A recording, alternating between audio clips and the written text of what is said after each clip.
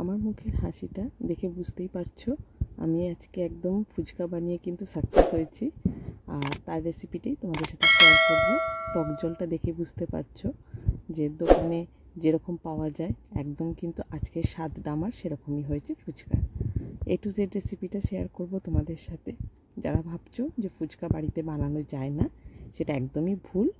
আজকের রেসিপিটা দেখো, তোমরাও কিন্তু বাড়িতে বানাতে পারবে একদম পারফেক্ট দোকানের মতো মুচমুচে খাস্তা ফুচকা। চলো দেরি না করে শুরু করি আজকে রেসিপিটা। আচ্ছা, ফুচকা বানাবার জন্য একটু গরম জল লাগবে, মানে আটাটা মাখবো তার জন্য। তাই আমি একটু গরম জল বসিয়ে দিলাম কেটেলে। এবার আমি দেখিয়ে দিচ্ছি তোমাদেরকে মেজারমেন্টটা কতটা নিতে হবে, কী কী উপকরণগুলো। এখানে প্রথমে আমি সুজি নিয়ে নিচ্ছি। সুজি নিয়েছি আমি হাফ কাপ। হাফ কাপ সুজি নিলে পরেই মোটামুটি 50টার মতো ফুচকা কিন্তু তৈরি করা যাবে। আচ্ছা, এবার আমি এর মধ্যে দিয়ে দেব 2 টেবিল স্পুনের মতো ময়দা। ব্যাস, আর কোনো উপকরণ লাগবে না, কোনো বেকিং সোডা, নুন টুন কিছুই লাগবে না। এই উপকরণ এবার যে গরম জলটা করেছিলাম সেই গরম জলটা দিয়ে এটাকে মাখিয়ে ফেলতে হবে। একটা আটার ডো যেরকম বানাই সেরকম। জলটা খুব গরম, তাই আমি চামচ দিয়ে মাখাচ্ছি, তোমরাও তাই করো, নাহলে পরে হাতে কিন্তু ছ্যাঁকা খাওয়ার সম্ভাবনা থাকবে। একটুখানি হালকা ঠান্ডা হয়েছে, এবার আমি হাত দিয়ে একটু ভালো করে মাখিয়ে নেব সুজি আর ময়দাটাকে। একটু মনে হলো জলটা কম আছে, তাই আবারও একটুখানি জল দিয়ে মাখিয়ে নিচ্ছি। একেবারে কিন্তু বেশি জল দিয়ে দিও না, তাহলে কিন্তু নরম হয়ে যাবে। এরকম অল্প অল্প জল দিয়ে এটাকে কিন্তু বেশ ঠেসে ঠেসে মাখিয়ে নিতে হবে। তবে জাস্ট 2 মিনিটের জন্য মাখাবে, খুব বেশি কিন্তু মাখাবার এটা প্রয়োজন পড়ে না। ব্যাস, আমার মাখানো হয়ে গেছে। আমি এবার এটাকে রেস্ট দিতে দিয়ে দেবো, কারণ সুজির কণাগুলোকে ফুলতে দিতে হবে। গরম জল দিয়েছি তো তার জন্য। এভাবে একটুখানি ভেজা একটা কাপড় দিয়ে আমি এটাকে কভার করে দিলাম 15 মিনিটের জন্য। 15 মিনিটের মধ্যে বেশ সুজির কণাগুলো ফুলে যাবে। অন্যদিকে এবার আমি বানিয়ে নেব মশলা। আগের দিন তোমাদেরকে আলু কাবলি বানিয়ে দেখিয়েছি, সেই সিক্রেট মশলাটাই বানাচ্ছি। আরেকবার যারা দেখোনি তারা দেখে নাও কী কী মশলা দিচ্ছি। এখানে গোটা জিরে দিয়েছি, ধনে দিয়েছি, শুকনো লঙ্কা, গোলমরিচ আর দিয়েছি লবঙ্গ। দিয়ে একটা মশলা বানিয়ে নিচ্ছি। মশলাটা কিন্তু বেশ ভালো করে এরকম ভেজে নিতে হবে যতক্ষণ না একটা বেশ সুন্দর গন্ধ বেরোচ্ছে। গন্ধ বেশ সুন্দর বেরোলে পরে কিন্তু গ্যাসটা অফ করে এর একটা গুঁড়ো মশলা বানিয়ে নেব। তবে মশলাটা কিন্তু একেবারে গুঁড়ো করো না, একটুখানি বেশ দানা দানা থাকবে, সেই অবস্থাতেই রেখে দেবে। এবার আমি বানিয়ে নেব টক জলটা। তার জন্য ফ্রিজ থেকে আমি বার করে নিচ্ছি একটু ধনেপাতা, পুদিনা রেখেছি। আর এরই মধ্যে আমার মেয়ের বায়না উঠেছে একটু চকলেট খাবে, তাই ওকে আবার চকলেটটা বার করে আমাকে দিতে হচ্ছে, নাহলে কাজ করতে তো দেবে না। চলো এবার কন্টিনিউ করি আমরা এদিকে। দেখো, ধনেপাতাটা আমি ঠিক এরকম কভার করে রাখি পেপার দিয়ে, যাতে করে বেশ সতেজ থাকে। এভাবে দেখো ধনেপাতাগুলো প্রায় আমি 5-7 দিন রেখেছি, তাতেও দেখো কি সুন্দর সতেজ রয়েছে। পেপারে এইভাবে মুড়িয়ে কন্টেনারে রাখবে, বেশ 15-20 দিন এরকম টাটকা থাকবে ধনেপাতা। ধনেপাতার পরে আমি একটু দিয়ে দিচ্ছি পুদিনা পাতা। পুদিনা পাতা আর ধনেপাতার পরিমাপটা কিন্তু প্রায় হাফ হাফ হতে হবে, তবেই বেশ ফ্লেভারটা কিন্তু খুব ভালো হবে। এখানে দেখো আমি ধনেপাতা পুদিনা কিন্তু প্রায় হাফ মেজারমেন্টে নিয়েছি। এবার আমি এটাকে খুব ভালো করে জল দিয়ে ধুয়ে নেব। বেশ নোংরা থাকে ধনেপাতা পুদিনাতে, এভাবে ভালোভাবে ধুয়ে নিতে হয়। ধুয়ে নিয়ে ছেঁকে আমি তুলে নিচ্ছি। ব্যাস, এবার আমি এটাকে আরও 2 বার করে ধুয়ে নেব। ধুয়ে মিক্সার গ্রাইন্ডার এটাকে পেস্ট করতে দেব। তারও আগে এটার মধ্যে কিছু জিনিস দিয়ে দেব। সেটা হচ্ছে 2টো কাঁচা লঙ্কা এর মধ্যে দেব, আর দিয়ে দেব এর মধ্যে সামান্য একটু আদা ফ্লেভারের জন্য দিয়ে দিয়েছি। দিয়ে দেব কিছুটা এখানে তেঁতুলের পাল্প, আমি গরম জলে ভিজিয়ে রেখেছিলাম 2 থেকে 3 মিনিটের জন্য। এটা সব সমেত আমি একটা গ্রাইন্ডারে পেস্ট করে নেব। এভাবে একটু পেস্ট করে নিতে হবে, ঘুরিয়ে ঘুরিয়ে একটু ওপর নিচ করে ঠরে ভালো করে একটু পেস্ট করে নিতে হবে, যতটা পারবে স্মুথ পেস্ট করে নেবে। এবার একটা এরকম কাঁচের জার নিয়েছি, আর তার মধ্যে একটা ছাঁকনি বসিয়ে দিচ্ছি। যেটা আমি পেস্ট করেছিলাম সেটা উপরে রেখে দিচ্ছি, যাতে করে এর ভেতরে যে ছিবড়েটা থাকে সেটা যেন টক জলে না যায়, তাই পুরোটা আমি ছেঁকে নেব। আচ্ছা, এখানে কিন্তু আমি একটু সামান্য জল দেব। জল দিয়ে দিয়ে কিন্তু এখান থেকে এক্সট্রা যা পাল্প রয়েছে বা ধনেপাতা পুদিনার যে রসটা রয়েছে সবটা কিন্তু সামান্য জল দিয়ে দিয়ে দিয়ে আমি কিন্তু পুরো একদম টক জলের মতো বানিয়ে নেব। আর যে এক্সট্রা ছিবড়েটা থাকবে সেটা ফেলে দেব। দেখো পুরো কি সুন্দর বেরিয়ে যাচ্ছে, দেখেছো? জুসটা দেখো জলের সাথে কিন্তু গুলে একেবারে কিন্তু বেশ বাটিতে জমা হচ্ছে। দেখো এইভাবে চেপে চেপে পুরো জুসটা আমি বার করে দিচ্ছি। ব্যাস হয়ে গেল টক জলটা। তবে এখানেই পুরোটা হয়নি, কারণ এখানে আরও কিছু মশলা এখন আমি এখানে অ্যাড করব। এবার আমি এখানে দিয়ে দেবো স্বাদ মতো নুন। প্রথমে দিয়েছি বিট নুন, তারপরে দেব সাদা নুন।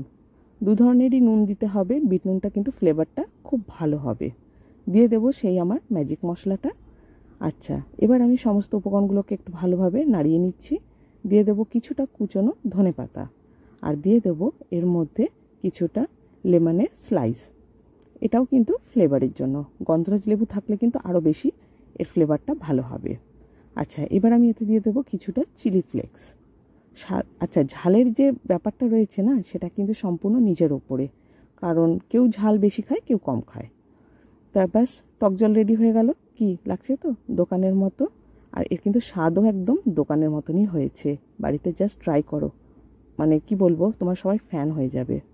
অন্যদিকে আমি প্রেসার কুকারের মধ্যে আলুটা সিটি দিতে দিয়ে দিচ্ছি। এখানে মোটামুটি 3-4টে আমি বড় দেখে আলু নিয়েছি। আচ্ছা, এর মধ্যে দিয়ে দেব কিছুটা কাঁচা লঙ্কা, 4টে কাঁচা লঙ্কা দিয়েছি। আর দিয়ে দেব এখানে রাতভর ভিজিয়ে রাখা মটর, গোটা মটর দিয়ে সবগুলো উপকরণগুলোকে একসাথে নিয়ে সিটি দিয়ে দেব। মোটামুটি 2টো সিটি দিলেই হবে। 2টো সিটি দিয়ে এটাকে মজতে দিয়ে দেব। দিয়ে অন্যদিকে আমি এবার ফুচকাগুলোকে বানিয়ে ফেলবো। এদিকে 15 মিনিট হয়ে গেছে, ডোটা বেশ সফট হয়ে গেছে আগের থেকে। একটু হালকা হাতে মাখিয়ে নিলাম, মাখিয়ে এখান থেকে ছোট ছোট লেচি কেটে নেব। একটু হাত দিয়ে চ্যাপটা চ্যাপটা বাতাসার মতো করে নিচ্ছি। দিয়ে সবকটা লেচি এইভাবে কেটে নেব। লেচিগুলো কেটে নিয়ে এর মধ্যে একটু ময়দা আমি এভাবে স্প্রিঙ্কল করে দিচ্ছি। ময়দাটা ছড়ানোর কারণ হচ্ছে যাতে একে অপরের সাথে ডোগুলো লেগে না যায়, আর যখন বেলুন চাকিতে বেলবে তখন যাতে চাকির সাথে এটা লেগে না যায়। এভাবে বেলে নিতে হবে, একটু পাতলা পাতলা করেই বেলবে। আমি তোমাদেরকে দেখিয়ে দিচ্ছি, দেখো কতটা এটা পাতলা হবে। মানে ঠিক এইরকম পাতলায় কিন্তু ফুচকাগুলোকে বেলতে হবে। দেখো, দেখি বুঝতে পারছো?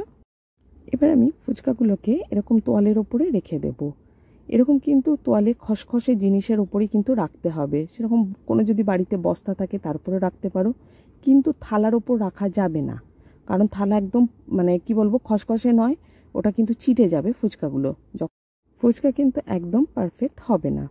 আরেকটা টিপস দিয়ে দিই, যেই ফুচকাটা প্রথমে বেলে রাখবে সেই ফুচকাটাকেই কিন্তু প্রথমে ভাজতে হবে। এই না শেষের দিক থেকে একটা ফুচকা নিয়ে ভাজলে, মাঝের দিক থেকে একটা ভাজলে, তা করলে চলবে না। এবার যখন ভাজবে সেই সময় একটা টিপস দিয়ে দিই, এই যে ফুচকাগুলো রয়েছে যেটা তোয়ালের সাথে লেগে থাকবে, সেই জায়গাটাকে যেন সেই নিচের জায়গাটা যেন তেলের মধ্যেও নিচেই থাকে, ওপরে যেন না আসে। আর এইভাবে হালকা হালকা ট্যাপ করবে, তাতেই দেখবে ফুচকা বেশ ফুলে উঠেছে। দেখো প্রত্যেকটা ফুচকায় কি সুন্দর আমার ফুলছে। আচ্ছা, এখানে আমি একটু বলে দিই টেম্পারেচারটা কেমন রাখবে। প্রথম যখন ফুচকা ছাড়বে তখন কিন্তু পুরো হাই ফ্লেমে থাকবে, তেল কিন্তু বেশ গরম হতে হবে। তারপরে যেই মাত্র ফুলে যাবে এই ফ্লেমটাকে কিন্তু লো করে দিতে হবে, দিয়ে হালকা আঁচে এটাকে লাল লাল করে ভেজে তুলে নিতে হবে। তাহলে আশা করছি বোঝাতে পারলাম তোমাদেরকে কিভাবে ফুচকাগুলোকে তোমরা কিন্তু ভাজবে বা বানাবে। তাহলে কিন্তু দেখবে একদম 100% বলছি ফুচকাগুলো কিন্তু পারফেক্ট হবে। চলো প্রত্যেকটা ফুচকা আমি এইভাবে ভেজে নিচ্ছি। আমি এখানে দেখো 3 থেকে 4টে একসাথে দিচ্ছি ফুচকাগুলো। তোমরা যদি না পারো একটা একটা করেও ভাজতে পারো।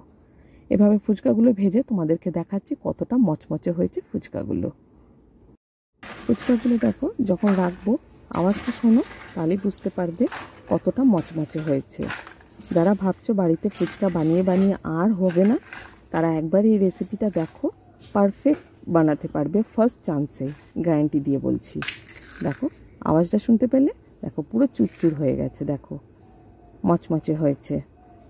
চলো আমার তো এদিকে ফুচকাটা রেডি হয়ে গেলে, বাট আলু এখনও কিন্তু রেডি হয়নি।